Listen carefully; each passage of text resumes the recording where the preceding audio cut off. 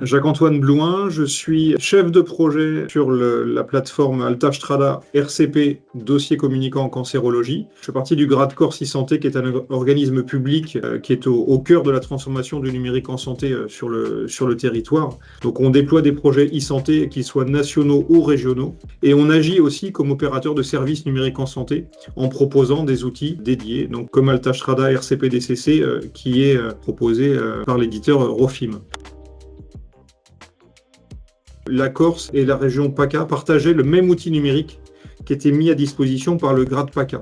En 2021, la région PACA a souhaité faire évoluer son dispositif et a lancé un nouveau projet pour trouver un outil plus adapté en fait, aux besoins des professionnels qui agissent dans le parcours en cancérologie. La question s'est posée en Corse de rester sur le même outil que PACA ou d'aller vers un autre outil. Ils ont exprimé la volonté d'agir plus en autonomie, pour maîtriser aussi la temporalité et la mise en œuvre, mais surtout de garantir une maîtrise locale du projet, d'être en relation directe avec l'éditeur, de gérer les échéances et de garder aussi une implication forte des soignants locaux.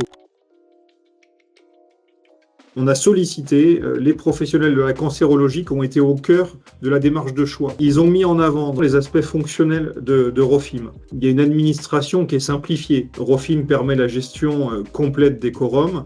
On peut planifier facilement les sessions RCP. Il y a un module de création de questionnaires qui offre une grande autonomie. On peut créer les fiches de RCP, mais aussi on peut créer les fiches de propositions thérapeutiques et on les adapte aux besoins de la filière. Et nous, notre intérêt, c'était de déployer un module RCP pour l'oncologie, mais aussi d'avoir la possibilité de faire des RCP hors oncologie. Donc c'est une solution qui est modulable. La collaboration entre le GradCorps et les équipes de Rofim, en fait, repose avant tout sur la proximité et de la co-construction. Il y a des échanges qui sont très réguliers, qui permettent des ajustements rapides et une évolution continue de la solution. Donc on fait un point hebdomadaire qui est dédié au suivi opérationnel et au traitement des remontées des besoins utilisateurs. Et puis en complément, en fait, on organise un comité de suivi qui associe le DSRC, les 3C, les médecins coordonnateurs de filière et Rofim. Cette organisation, elle favorise une collaboration fluide, réactive, constructive et garantit un haut niveau de service pour les utilisateurs et une solution qui est toujours en phase avec les besoins terrain. Il faut savoir que le dossier communicant en cancérologie, pour nous, il y a deux briques. Il y a la brique RCP et la brique PPS. À l'occasion de ces 2 premières années après la contractualisation, on s'est surtout focalisé sur le déploiement de la brique RCP. On a contractualisé en juin 2023 et on a lancé la phase pilote aussitôt. Aujourd'hui, on a 11 familles de RCP en oncologie. En 2024, il y a eu 292 sessions de RCP et à peu près 3000 cas traités. Au 1er novembre 2025, on est à 300 sessions RCP et on est à 3900 cas traités. Donc on est encore à peine arrivé à la fin de l'année, on a déjà allègrement passé les chiffres de 2024.